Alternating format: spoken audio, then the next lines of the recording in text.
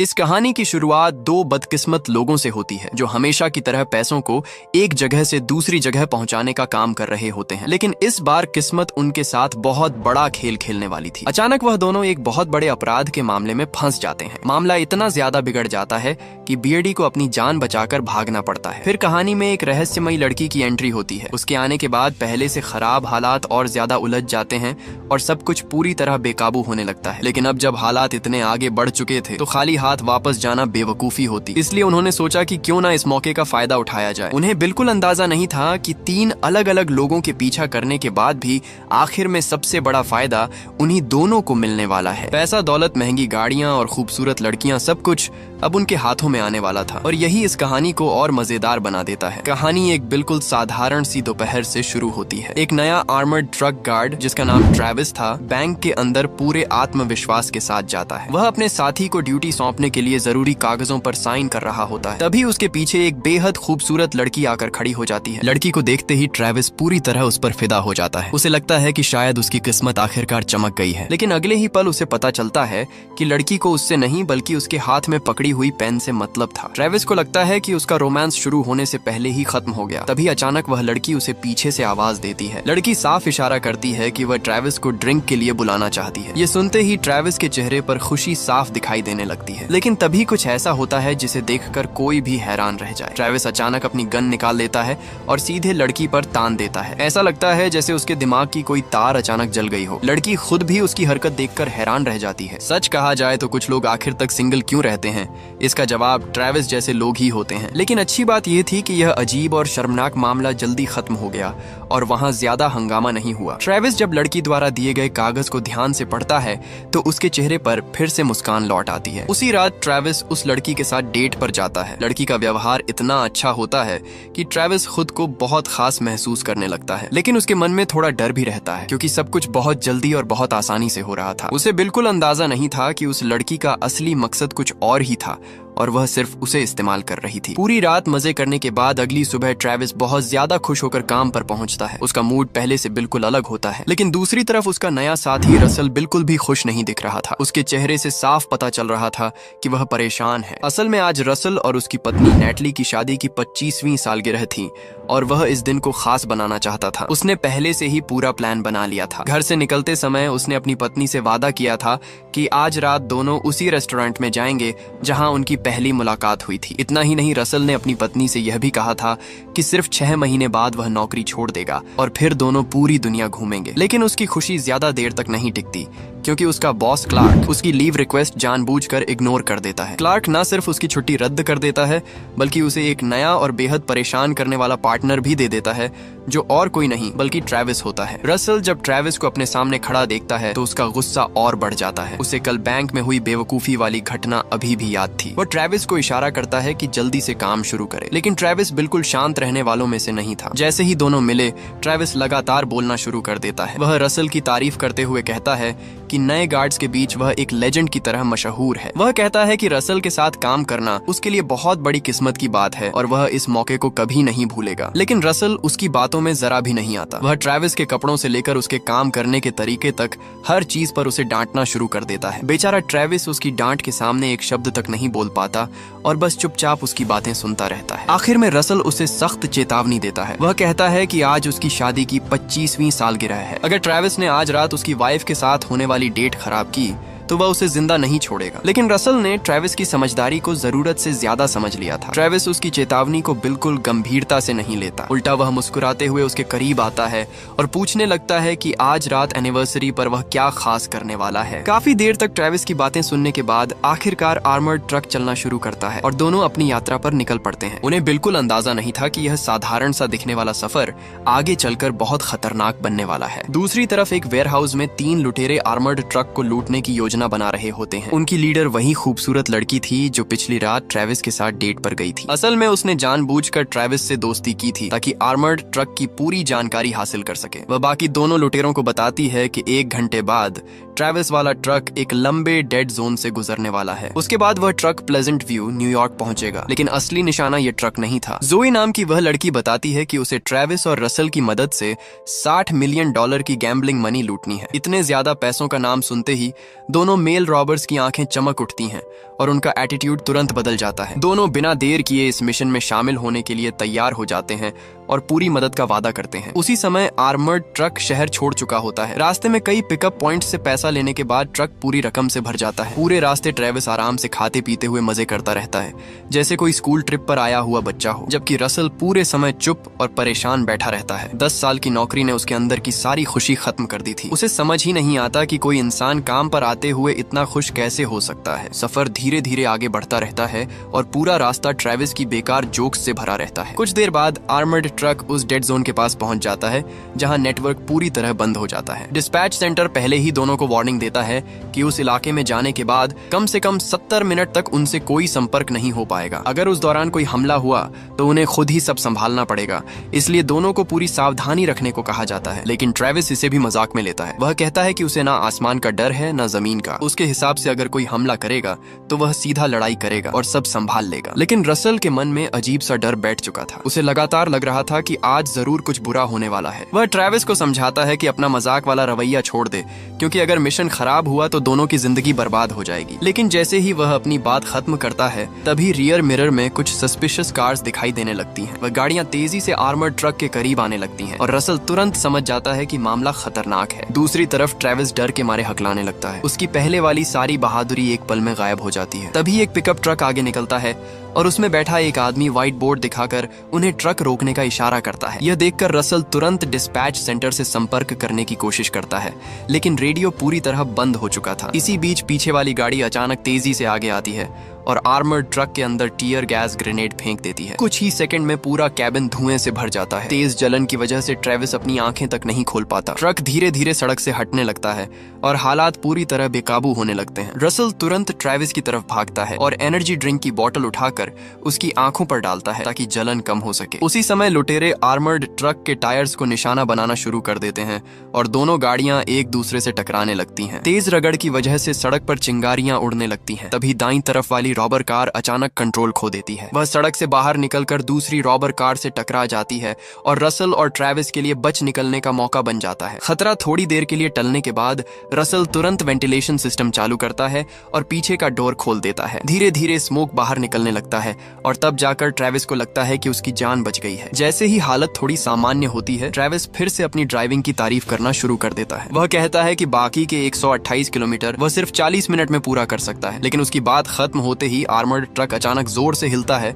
और बैलेंस बिगड़ने लगता है। असल में रॉबर्स ने पहले टायर में जो डार्ट मारा था उसका असर अब शुरू हो चुका था। ट्रक का टायर तेजी से खराब होने लगता है और आखिरकार उन्हें सड़क के किनारे गाड़ी रोकनी पड़ती है। दोनों एक दूसरे की तरफ देखते हैं। रसल तुरंत ट्रेविस को टायर रिपेयर करने वाले टूल्स लाने को कहता है, लेकिन ट्रेविस शर्माते हुए बताता है कि उसे टायर बदलना आता ही नहीं है। ये सुनकर रसल और ज्यादा चिढ़ जाता है और मजबूरी में खुद ही काम शुरू कर देता है। वह अभी पहला बोल्ट ही निकालता है, तभी ट्रेविस अचानक हिसाब लगाकर कहता है कि रॉबर्ट सिर्फ 4 मिनट दूर हैं। जैसे ही वह यह बात बोलता है, दूर से गाड़ियों के हॉर्न की आवाज सुनाई देने लगती है, लेकिन किस्मत से इस बार आने वाली गाड़ी रॉबर्ट्स की नहीं होती। रसल तुरंत ट्रेविस को कहता है कि किसी तरह उस गाड़ी को रोको ताकि उनसे मदद मांगी जा सके। ये सुनते ही ट्रेविस खुशी से सड़क के बीच जाकर खड़ा हो जाता है और थम्स अप दिखाने लगता है। वह बिल्कुल स्टैच्यू की तरह बीच सड़क में खड़ा रहता है, लेकिन दूसरी गाड़ी वाला उसे पागल समझकर तेज स्पीड में निकल जाता है। उसी समय रॉबर्ट्स भी दोनों को ढूंढ रहे होते हैं, लेकिन हाईवे पर काफी दूर आने के बाद भी आर्मर्ड ट्रक उन्हें दिखाई नहीं देता। उनके हिसाब से पंक्चर टायर के साथ ट्रक ज्यादा दूर नहीं जा सकता था, इसलिए वे हैरान हो जाते हैं। तभी एक छोटी सड़क से अचानक एक व्हीकल बाहर आता दिखाई देता है और जोए तुरंत समझ जाती है कि ट्रक हाईवे छोड़ चुका है। दोनों रॉबर कार्स तुरंत मुड़कर उस साइड रोड की तरफ भागती हैं जहां रसल और ट्रेविस मौजूद थे। अच्छी बात यह थी कि रॉबर्स के पहुंचने से पहले रसल टायर ठीक कर चुका था। दोनों तुरंत ट्रक में बैठते हैं और पूरी स्पीड में वहां से निकल जाते हैं। इसके बाद हाईवे पर एक बार फिर तेज और खतरनाक पीछा शुरू हो जाता है। रॉबर्स आर्मर्ड ट्रक के पीछे वाले दरवाजे को काटने की कोशिश करने लगते हैं। यह देखकर रसल तुरंत पीछे जाता है और गन निकालकर लगातार फायरिंग शुरू कर देता है, लेकिन उसे जल्दी पता चलता है कि रॉबर्स के हेलमेट्स बुलेट प्रूफ हैं और गोलियों का उन पर कोई असर नहीं हो रहा। इसी लड़ाई के दौरान रसल की गन नीचे गिर जाती है और उसे वापस अंदर भागना पड़ता है। किस्मत से रॉबर्ट्स की बुलेट्स भी खत्म हो चुकी थीं, इसलिए वे डोर काटने पर ही ध्यान देने लगते हैं। अब रसल समझ चुका था कि अगर वह चुप बैठा रहा तो दोनों मारे जाएंगे, इसलिए वह बड़ा फैसला लेते हुए पीछे का डोर खोल देता है और पैसों से भरे बैग्स सड़क पर फेंकना शुरू कर देता है। उसे उम्मीद थी कि पैसा देखकर रॉबर्स रुक जाएंगे और उनका पीछा छोड़ देंगे। लेकिन रसल को नहीं पता था कि जोए और उसके साथी इस पैसे के पीछे नहीं थे। उनका असली निशाना कुछ और था, इसलिए वे पीछा करना बंद नहीं करते। रसल मजबूरी में फिर अंदर लौट आता है। तभी उसकी नजर एक ऐसे मनी पैक पर पड़ती है जिसमें डाई पैक लगा हुआ था। उसे तुरंत एक आइडिया आता है और वह पूरी ताकत से वह पैकेट रॉबर्स की तरफ फेंक देता है। अगले ही पल ब्लू लिक्विड विंडशील्ड पर फैल जाता है और रॉबर्स को सामने कुछ दिखाई देना बंद हो जाता है। रसल मौका देखकर दूसरा पैकेट भी फेंक देता है और इस बार रॉबर कार के अंदर ब्लू स्मोक फैल जाता है। कुछ ही सेकंड्स में वह कार कंट्रोल खो देती है और सड़क से बाहर जाकर कई बार पलट जाती है। गाड़ी पूरी तरह बर्बाद हो जाती है और अंदर बैठे रॉबर्स के बचने की उम्मीद बहुत कम रह जाती है। लेकिन तभी ट्रक के दरवाजे से चिपका हुआ तीसरा रॉबर गुस्से में अंदर कूद पड़ता है और रसल से लड़ने लगता है। इधर अगर आपको भी अब तक कहानी मजेदार लग रही है तो वीडियो को लाइक जरूर कर देना और ऐसी ही एक्शन और फनी स्टोरीज देखने के लिए चैनल को सब्सक्राइब करके बेल आइकॉन भी दबा देना। साथ ही कमेंट में बताना कि अगर आप ट्रेविस की जगह होते तो पहली डेट में गन निकालते या नहीं। किस्मत से अब आर्मर्ड ट्रक डेड जोन से बाहर निकल चुका था, इसलिए ट्रेविस तुरंत अपने बॉस क्लार्क को कांटेक्ट करने की कोशिश करता है। लेकिन डर और तनाव की वजह से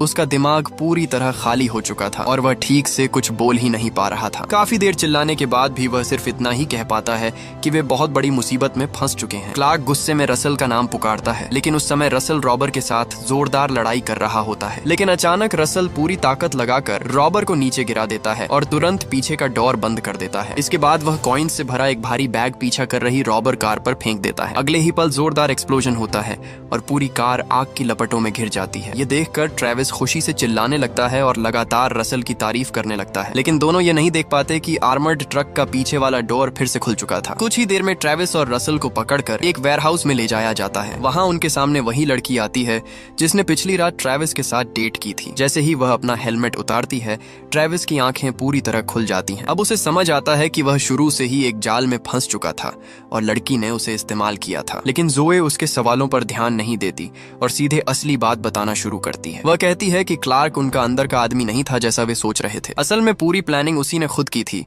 और सब कुछ पिछले 2 साल से तैयार किया जा रहा था। हालांकि जोए अभी उन्हें मारना नहीं चाहती थी क्योंकि उसे उम्मीद नहीं थी कि उसके साथी इतने कमजोर निकलेंगे। सिर्फ 2 आर्मर्ड ट्रक गार्ड्स ने उसके दोनों साथियों को हरा दिया था और अब उसकी पूरी योजना खतरे में थी। इसलिए मजबूरी में जोई ट्रेविस और रसल को अपने साथ काम करने के लिए मजबूर करती है। वह कहती है कि उन्हें $60 मिलियन की गैम्बलिंग मनी लूटने में उसकी मदद करनी होगी। अगर दोनों ने मना किया तो वह उन्हें तुरंत मार देगी और यहीं खत्म कर देगी। बेबस होकर रसल और ट्रेविस को उसकी बात माननी पड़ती है और वे उसके साथ निकल पड़ते हैं। इसके बाद आर्मर्ड ट्रक फिर से सड़क पर दौड़ने लगता है और नया मिशन शुरू हो जाता है। लेकिन हैरानी की बात यह थी कि ट्रेविस अभी भी पिछली रात वाली डेट के बारे में ही सोच रहा था। वह बार बार जोए से पूछता रहता है कि क्या वह बाद में भी उसे याद रखेगी। उसकी यह बात सुनकर जोए गुस्से में उसे जोर से डांट देती है और चुप रहने को कहती है। दूसरी तरफ रसल को इन सब बातों से कोई मतलब नहीं था। वह सिर्फ किसी तरह यह सब खत्म करके अपनी पत्नी नैटली के पास वापस जाना चाहता था। लेकिन उन्हें नहीं पता था कि जोए के दोनों साथी अब भी जिंदा थे और किसी तरह बच निकले थे। जब उन दोनों को एहसास होता है कि जोए उन्हें छोड़कर चली गई है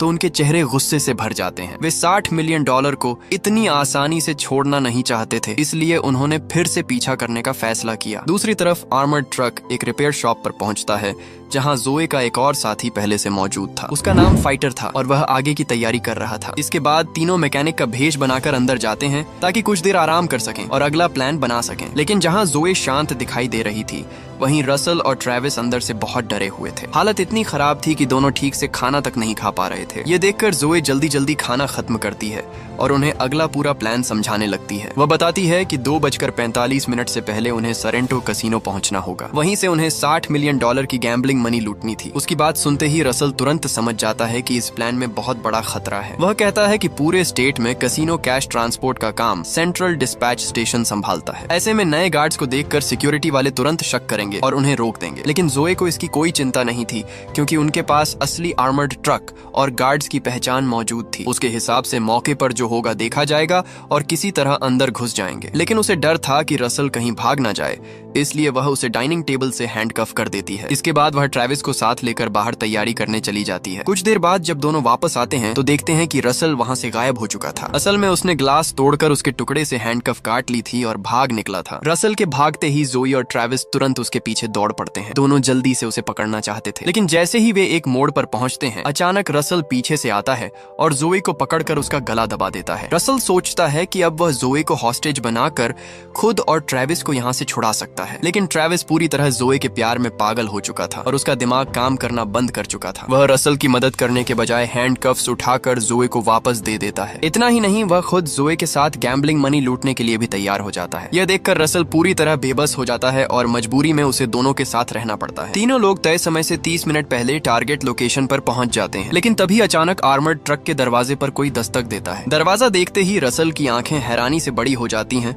क्योंकि सामने उसकी वाइफ नैटली खड़ी थी। असल में रसल काफी देर से उसका फोन नहीं उठा रहा था, इसलिए नैटली लोकेशन ट्रैक करते हुए यहाँ तक पहुंच गई थी। रसल घबराकर तुरंत उसे वहाँ से जाने के लिए कहता है, लेकिन जोए बीच में बोल पड़ती है। वह मुस्कुराते हुए नैटली को ट्रक के अंदर आने का न्योता देती है। असल में जोए को अब रसल को कंट्रोल करने के लिए एक नया हॉस्टेज मिल चुका था। अब रसल के पास उसकी बात मानने के अलावा कोई रास्ता नहीं बचा था। ठीक समय पर रसल आर्मर्ड ट्रक को कैसीनो के अंडरग्राउंड पार्किंग में लेकर पहुंच जाता है। वहाँ मौजूद सिक्योरिटी गार्ड उन्हें देखते ही शक करने लगता है क्योंकि उसने पहले कभी उन्हें नहीं देखा था। वह तुरंत जांच करने के लिए दूसरे गार्ड्स को बुलाने की कोशिश करता है, लेकिन किस्मत से जोए पहले ही ट्रक का आइडेंटिफिकेशन कोड बदलवा चुकी थी और नया ट्रांसमीटर भी लगवा चुकी थी। इसी वजह से सिक्योरिटी सिस्टम में सब कुछ सही दिखाई देता है और गार्ड का शक दूर हो जाता है। इसके बाद आर्मर्ड ट्रक को अंदर जाने की इजाजत मिल जाती है। हैंडओवर पॉइंट पर रसल और जोए ट्रक से नीचे उतरते हैं और पैसे लेने की तैयारी शुरू करते हैं, लेकिन वहां मौजूद कर्मचारी बहुत ज्यादा सावधान था और उसने तुरंत सवाल पूछना शुरू कर दिया। वह पूछता है कि पहले वाले आर्मर्ड ट्रक गार्ड्स कहां गए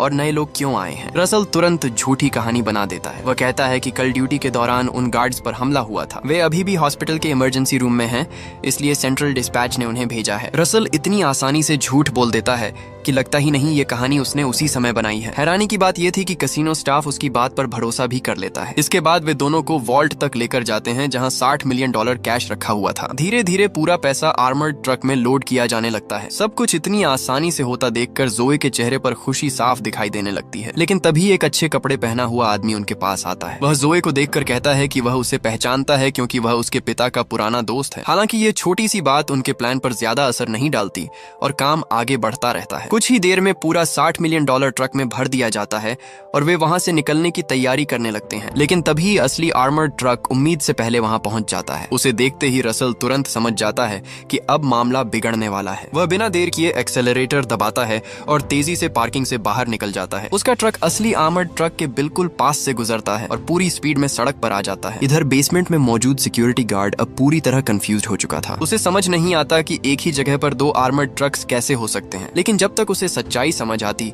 तब तक रसल और बाकी लोग काफी दूर निकल चुके होते हैं। कुछ देर तक अलग अलग सड़कों पर घूमने के बाद वे वापस उसी वेयरहाउस में पहुंचते हैं, लेकिन ट्रक पार्क करते ही अचानक बगल का दरवाजा जोरदार टक्कर से टूट जाता है। एक दूसरी गाड़ी पूरी स्पीड में आकर आर्मर्ड ट्रक से टकराती है और ट्रक कंट्रोल खो देता है। भयानक टक्कर की वजह से रसल और बाकी सभी लोग बेहोश हो जाते हैं। जब उन्हें होश आता है तो वे देखकर हैरान रह जाते हैं कि सामने जोए के वही दो पुराने साथी खड़े थे। असल में वे दोनों जिंदा बच गए थे और अब पूरा पैसा खुद लेना चाहते थे। वे तुरंत ट्रक से सारे कैश बैग्स निकाल लेते हैं और फिर आर्मर्ड ट्रक पर गैसोलीन डालना शुरू कर देते हैं। उनका इरादा सबको जिंदा जलाकर सारे सबूत खत्म करने का था। साथ ही वे जोए पर अपना गुस्सा भी निकालना चाहते थे क्योंकि उसने उन्हें पहले छोड़ दिया था। जोए को खतरे में देखकर ट्रेविस पूरी तरह घबरा जाता है। वह किसी भी हालत में उसे बचाना चाहता था। वह जल्दी जल्दी आसपास टूल्स ढूंढने लगता है ताकि खुद को हैंडकफ से आजाद कर सके। किस्मत से उसे एक बोल्ट कटर मिल जाता है और तीनों मिलकर कफ्स काटने लगते हैं। उधर दोनों रॉबर्स आर्मर्ड ट्रक को आग लगाने ही वाले थे कि तभी ट्रक अचानक तेजी से उनकी तरफ बढ़ता है। तीनों पूरी ताकत से एक्सेलरेटर दबाते हैं और ट्रक सीधे एक रॉबर को जोरदार टक्कर मार देता है। वह आदमी हवा में उछलकर दूर जा गिरता है जबकि दूसरा रॉबर लगातार फायरिंग शुरू कर देता है, लेकिन आर्मर्ड ट्रक इतनी तेजी से उसकी तरफ बढ़ रहा था कि उसे पीछे हटना पड़ता है। जैसे ही वह दोबारा उठकर गोली चलाने लगता है तभी जोई अचानक साइड से आती है और उसके हाथ से गन छीन लेती है, लेकिन अगले ही पल जोई सबको चौंकाते हुए खुद ब्लू कार में बैठ जाती है जिसमें पूरा कैश भरा हुआ था। वह बिना किसी को साथ लिए अकेले वहां से भाग निकलती है। ये देखकर बाकी रॉबर गुस्से से पागल हो जाता है और तुरंत रसल पर गोली चला देता है। इसके बाद वह नैटली को हॉस्टेज बनाकर जोए के पीछे निकल पड़ता है। अच्छी बात यह थी कि रसल ने बुलेट प्रूफ वेस्ट पहनी हुई थी, इसलिए वह बच जाता है। जमीन से उठते ही वह ट्रेविस को तुरंत ट्रक चलाने के लिए कहता है ताकि नैटली को बचाया जा सके। उधर हाईवे पर जोए और रॉबर की गाड़ियां पूरी स्पीड में दौड़ रही थीं और खतरनाक चेस शुरू हो चुका था। ट्रेविस भी आर्मर्ड ट्रक को पूरी ताकत से दौड़ाने लगता है ताकि वे जल्दी उन तक पहुंच सकें, लेकिन तभी पीछे से कई पुलिस कार्स उनके पीछे लग जाती हैं और ऊपर हेलीकॉप्टर की आवाज भी आने लगती है। ऐसा लग रहा था जैसे पूरी पुलिस फोर्स मैदान में उतर आई हो। सबसे बड़ी मुसीबत ये थी कि पुलिस रसल और ट्रेविस को ही असली रॉबर समझ चुकी थी, इसलिए पुलिस लगातार आर्मर्ड ट्रक का पीछा कर रही थी और सरेंडर करने के लिए चिल्ला रही थी। ये सब देखकर रसल का सिर दर्द से फटने लगता है क्योंकि उसे समझ नहीं आता अब क्या किया जाए। इसी बीच रेडियो पर अचानक क्लार्क की आवाज सुनाई देती है। क्लार्क गुस्से में बताता है कि $60 मिलियन रॉबरी की खबर पूरे शहर में फैल चुकी है। उनकी तस्वीरें न्यूज़पेपर और न्यूज चैनल्स तक पहुंच चुकी थी, लेकिन क्लार्क अपनी बात पूरी कर पाता उससे पहले ही आगे वाली रॉबर कार से फायरिंग शुरू हो जाती। ट्रेविस तुरंत गाड़ी मोड़ देता है ताकि वह बच सके। इसके कारण सारी गोलियां पीछे आ रही पुलिस कार पर जाकर लगती हैं। आखिर में तीनों गाड़ियां आपस में टकरा जाती हैं और पूरी तरह टूट जाती हैं। हालांकि वे पुलिस कार से बच निकलते हैं, लेकिन आसमान में उड़ रहा हेलीकॉप्टर अभी भी उनका पीछा करता रहता है। सभी लोग एक साथ तेजी से गाड़ी बढ़ाते हैं और सड़क के किनारे लगी बैरियर को तोड़ देते हैं। इसके बाद उनकी गाड़ी हवा में उड़ती है और नीचे वाले हाईवे पर जाकर गिरती है। अब मॉडिफाइड आर्मर्ड ट्रक की असली ताकत दिखाई देती है। वह सीधे मेल रॉबर की ब्लैक कार में जाकर टक्कर मार देती है, लेकिन सामने वाला भी कमजोर नहीं होता। वह लगातार गोलियां चलाकर सीधे गैस टैंक पर निशाना लगाता है। तभी आर्मर्ड ट्रक में तुरंत आग लग जाती है और वह जलने लगता है। लेकिन इस समय गाड़ी के अंदर बैठे रसल और उसका साथी